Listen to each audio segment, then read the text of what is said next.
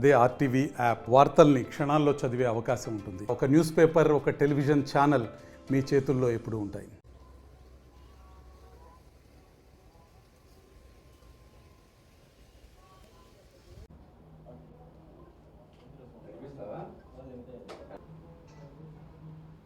మిత్రులందరికీ కూడా ముందుగా జనసేన పార్టీ నుంచి నమస్కారాలు తెలియజేసుకుంటున్నాను.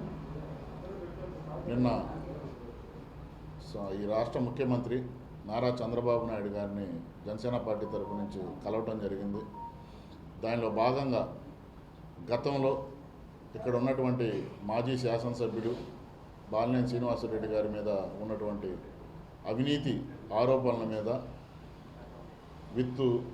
అంటే కొన్ని వాటికి ప్రూఫ్స్ కూడా చంద్రబాబు నాయుడు గారికి అందజేయడం జరిగింది. దానికి ముఖ్యమంత్రి గారు సానుకూలంగా స్పందించి వీటి మీద ఎంక్వైరీ చేసే విధంగా నేను చూస్తానని చెప్పి ఆయన మా అందరికీ కూడా మాట ఇవ్వడం జరిగింది. ఎందుకు అంటే గతం నుంచి కూడా స్థానిక శాసనసభ్యులు బాలినేని శ్రీనివాసరెడ్డి మీద మాజీ శాసనసభ్యుల మీద ఆరోపణలు వస్తున్నాయి. ఆయన కూడా ఇటీవల హైదరాబాద్లో తన నివాసంలో మీడియాలో మాట్లాడుతూ ప్రభుత్వంలో ఉంది మీరే కదా, నా మీద ఎంక్వైరీ చేయండి అని ఆయన కోరటం జరిగింది. దానిలో భాగంగానే మాకు కూడా అతని మీద ఉన్నటువంటి అవినీతి అంతా కూడా బయటికి రావాలి, ప్రజలకు కూడా తెలియాలి. అతను కూడా కోరాడు కాబట్టి ముఖ్యమంత్రి గారిని కలవటం. దానిలో భాగంగా ఫస్ట్ పాయింట్ ఎర్రజర్ల దగ్గర ఉన్నటువంటి స్థలం పేదలకు పట్టాలు ఇస్తానని చెప్పి ఆ స్థలాన్ని ఆల్రెడీ జింపెక్స్ అనే ఒక ఐరన్ ఓర్కి సంబంధించినటువంటి కంపెనీకి లీజుకి ఇచ్చినటువంటి స్థలం అది. ఒక శాసనసభ్యుడిగా ఉండి, ఒక మాజీ మంత్రిగా ఉండి, అన్నీ కూడా ఆయనకి తెలిసి కూడా ఒక 40 కోట్ల రూపాయలు ప్రజాధనాన్ని దుర్వినియోగం చేసి అక్కడ స్థలం చదును చేసి అక్కడ నుంచి 18 లక్షల క్యూబ్ మీటర్లు మట్టిని, సుమారు 65 కోట్ల రూపాయల మట్టిని వాళ్ళ బియ్యంకుడైనటువంటి భాస్కర్ రెడ్డి శ్రీకర్ విల్లాకి తోలినటువంటి మాట వాస్తవం కాదా? మరి జింపెక్స్ కంపెనీకి ఇచ్చినటువంటి స్థలంలో పేదలకు ఇళ్ల పట్టాలు ఎలా ఇస్తారు అని చెప్పేసి మేము అడుగుతున్నాం. ఇక్కడ 40 కోట్లు, అక్కడ 65 కోట్లు, అంటే సుమారు 100 కోట్లకి పైగా అక్కడ ఉన్నటువంటి మట్టిని మీరు అక్కడ శ్రీకర్ విల్లాస్లో మీరు పోయించుకున్న మాట వాస్తవం కాదు. లేదు, మీరు ఎటువంటి అవినీతి కూడా దాంట్లో పాల్పడలేదంటే మీరు రండి, జనసేన పార్టీ తరపు నుంచి మేము వస్తాం. ల్యాబ్కి అక్కడ ఉన్నటువంటి మట్టిని ల్యాబ్కి పరీక్షకి పంపించడానికి మీరు సిద్ధంగా ఉండారా అని చెప్పేసి నేను అడుగుతున్నాను. అలాగే రెండో పాయింట్, ఎలక్షన్ల ముందు 25,000 మందికి పట్టాలు ఇస్తాను నేను చీరలు పెట్టి అని చెప్పారు. దాంట్లో 21,000 మందికి మీరు పట్టాలు ఇచ్చారు ఆ రోజు. కానీ అది ఏ విధంగా అంటే పేదలకు ఇవ్వాల్సినటువంటి పట్టాలు. అంటే మీరు ఆ స్థలాలు కొనుగోలులో మీకెంత కమిషన్లు వచ్చినాయి, లేదా మీ సుపుత్ర రత్నానికి ఎంత కమిషన్లు వచ్చినాయి, అవి ఎంక్వైరీలో తేలుతాయి.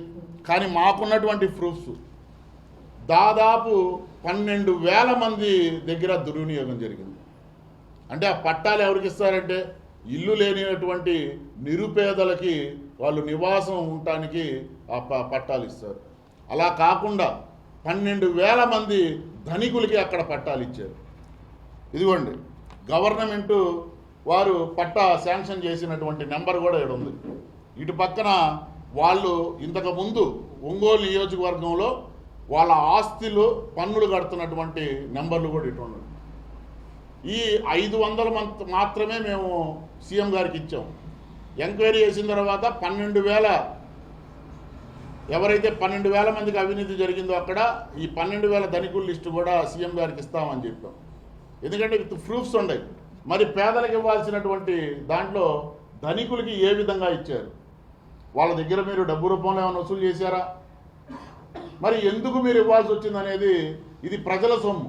ప్రజల సొమ్ము దుర్వినియోగం కాకుండా చూడాల్సినటువంటి బాధ్యత మా మీద ఉంది కాబట్టి ఒక రాజకీయ పార్టీగా మేము ఈరోజు దీన్ని అడుగుతున్నాం. అలాగే మూడవది భూ కబ్జాలు. గతంలో భూ కబ్జాలు జరిగినాయి, చాలా జరిగినాయి. కానీ సిట్ వేసామన్నారు, అవి నకిలీ స్టాంపులు కూడా వెళ్ళినాయి. సరే, నకిలీ స్టాంపుల మీద బీజేపీ వాళ్ళకి ఫిర్యాదు చేశారు. కానీ మేము ఒకటే అడుగుతున్నాం, మంగమూరు రోడ్లో ఉన్నటువంటి బ్రాహ్మణుల స్థలంలో కబ్జా జరిగింది, మీ ఇన్వాల్వ్మెంట్ లేకుండా జరిగిందా? ఆ రోజు ఉన్నటువంటి ముఖ్యమంత్రి ఇదే ఇష్యూ పెద్దదైతే ఆ రోజు సిఐడికి ఎంక్వైరీ చేయడం జరిగింది. సిఐడి ఎంక్వైరీ చేసిన తర్వాత, సిబిసిఐడి ఎంక్వైరీ చేసిన తర్వాత మీరు ముఖ్యమంత్రి గారి దగ్గరికి వెళ్ళి, ఆనాడు ఉన్నటువంటి జగన్మోహన్ రెడ్డి గారి దగ్గరికి వెళ్ళి మీరు బతిమిలాడుకొని ఆ కేసులో మీ అబ్బాయి మీరు ఇన్వాల్వ్మెంట్ ఉందని సిఐడి వారు తేల్చిన తర్వాత మీరు జగన్మోహన్ రెడ్డి గారిని బతిమిలాడుకొని ఆ కేసుని ఎటువంటి ఇది లేకుండా నీరు గార్చిన మాట వాస్తవమా కాదు? ఎందుకంటే ఈ క్రైమ్ ఇది సిబిసిఐడి ఆ రోజు ఇచ్చినట్టు ఈ ఫైల్ని తెప్పించిన, ఈ ఫైల్లో ఎవరెవరు ముద్దాయిలు ఉన్నారో కూడా ఈరోజు పేర్లతో సహా బయటకు వస్తాయని కూడా మేము సీఎం నారా చంద్రబాబు నాయుడు గారికి కూడా చెప్తున్నాం. క్రైమ్ నెంబర్, ఈ ఫైల్ క్రైమ్ నెంబర్ కూడా 5106C.31/CID 2022గా సిబిసిఐడి ఆ రోజు ఎంక్వైరీ చేశారు. మరి ఎంక్వైరీ ఫైల్ కనుక తీస్తే ఆ రోజు మీ ఇన్వాల్వ్మెంట్ ఉందని చెప్పేసి మీ పేర్లు కూడా వస్తాయన్నది వాస్తవం. అలాగే మున్సిపాలిటీ 4వ అంశం దేని మీద ఇచ్చామంటే, మున్సిపాలిటీలో శానిటైజరీ విభాగం నుంచి ఇచ్చాం. ఎందుకంటే శానిటరీ విభాగము ఆప్కాస్ గైడ్లైన్స్లో పనిచేయాల్సినటువంటి పరిస్థితులు ఉండేవి. కానీ ఎవరైతే ఎస్సీ ఎస్టీలు బీసీలు ఉన్నారో వాళ్ళకి జనాభా నిష్పత్తి ప్రకారం ఇవ్వాల్సినటువంటి ఉద్యోగాలు అలా ఏమీ ఇవ్వకుండా ఎవరైతే వైఎస్ఆర్సీపీ పార్టీలో నాయకులు ఉన్నారో, లేదు వాళ్ళ పుత్రరత్నానికి ప్రణీత్ రెడ్డికి స్నేహితులు ఉన్నారో వాళ్ళ ఇళ్లలో పనులు చేయడానికో, వాళ్ళ కార్లు డ్రైవర్లుగానో ఉండటానికో ఇప్పటికి కూడా వాళ్ళు అలాగే ఉండారు. సుమారు నెలకి వాళ్ళ జీతాలు 25 లక్షల నుంచి 30 లక్షల వరకు ప్రజా నిధులు దుర్వినియోగం అవుతుంది. ఇది ప్రజలు పన్నుల రూపంలో కట్టినటువంటి డబ్బు. దీనికి బాధ్యతగా ఉండాల్సినటువంటి బాధ్యత మనందరి మీద కూడా ఉంది. ఈ రోజు కూడా శానిటరీ విభాగంలో ఎవరు పని చేస్తున్నారు, ఎవరు పని చేయట్లేదో కూడా ఎంక్వైరీ చేస్తే దీనిలో చాలామంది ఆగిపోయే పరిస్థితులు కూడా ఉంది. మరి డబ్బు ఎవరిది?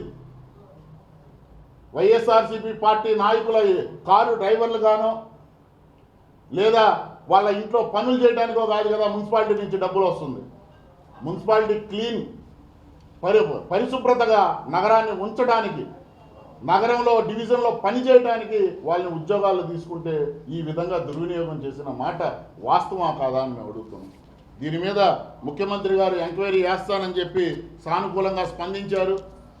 అతి త్వరలోనే దీని మీద ఎంక్వైరీ పడబోతుంది. ఏదైతే బాలినేని శ్రీనివాసరెడ్డి గారు కోరారో ఆయన కోరిక మేరకు మేము దగ్గరుండి ఎంక్వైరీ వేయటం జరుగుతుంది. ఇది రాజకీయంగా చేసినటువంటి ఇదైతే కాదు. దీన్ని అందరూ కూడా గమనించాలి. ఎందుకంటే ప్రజల తరపున మాకు బాధ్యత ఉంది. ఆ బాధ్యతతోనే ఇన్ని అవినీతి ఆరోపణలు వస్తున్నాయి. ఒక మాజీ శాసనసభ్యుడు 5 సార్లు ఒంగోలులో గెలిచినటువంటి శాసనసభ్యుడు ఆయన కోరిక మేరకే మేము ఎంక్వైరీ అడగటం జరిగింది. దానికి ముఖ్యమంత్రి గారు సానుకూలంగా స్పందించడం జరిగింది. జనసేనలో పార్టీలో వస్తున్న సంగతి నాకైతే తెలియదు. మా పార్టీ నుంచి నాకైతే ఇంతవరకు ఎటువంటి సమాచారం లేదు. ఆయన పార్టీలో పనిచేయడానికి వస్తే పార్టీలో ఎవరైనా రావచ్చు. సో అధ్యక్షుడు వారు తీసుకున్నటువంటి నిర్ణయానికి మేమందరం కూడా కట్టుబడతాం. కాకపోతే అవినీతి ఆరోపణలు ఉన్నాయి కాబట్టి దీని మీద, అవినీతి మీద అయితే మేము ఎవరి మీదైనా పోరాడతాం. అది మా పార్టీ ఇంకొక పార్టీ అనేది మాకు ఉండదు. మేము ప్రజల పక్షాన నిలబడతాము. ఆయన కోరిక మేరకే ఎంక్వైరీ అడిగాము. పార్టీ మారతాడా లేదా అనేది పైన అధిష్టానం చూసుకునేది. ఆయన మారిన అవినీతి మీద మేము పోరాడతాము. ఏదైతే మా దగ్గర విట్నెస్లు ఉన్నాయో ఆ విట్నెస్లన్నీ కూడా సబ్మిట్ చేస్తాము. నిన్న బాబు గారికి కూడా అదే చెప్పాము, ముఖ్యమంత్రి గారికి. ఆయన సానుకూలంగా స్పందించారు. పార్టీలోకి వస్తే ఒక రకంగా, పార్టీలో రాకపోతే ఇంకొక రకంగా ఉండే ప్రసక్తి లేదు. ప్రజా సొమ్ము దుర్వినియోగం చేశారు. ప్రజా సొమ్ము దుర్వినియోగం చేశారు కాబట్టి ప్రజల పక్షాన జనసేన పార్టీ పోరాడిద్ది.